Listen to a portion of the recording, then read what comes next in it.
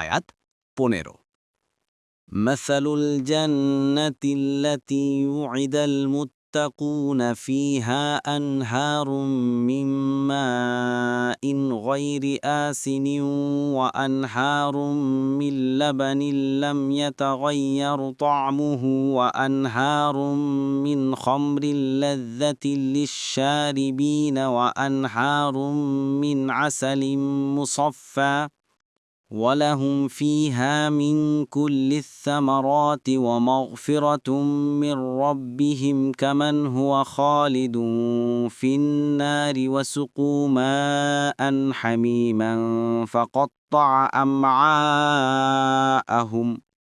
অনুবাদ মুত্তাকিদেরকে যে জান্নাতের প্রতিশ্রুতি দেয়া হয়েছে তার দৃষ্টান্ত তাতে আছে নির্মল পানির নহরসমূহ, আছে দুধের নহরসমূহ যার স্বাদ অপরিবর্তনীয়, আছে পানকারীদের জন্য সুস্বাদু সুরার নহরসমূহ, আছে পরিশোধিত মধুর নহরসমূহ, এবং সেখানে তাদের জন্য থাকবে প্রত্যেক প্রকারের ফলমূল আর তাদের রবের পক্ষ থেকে ক্ষমা।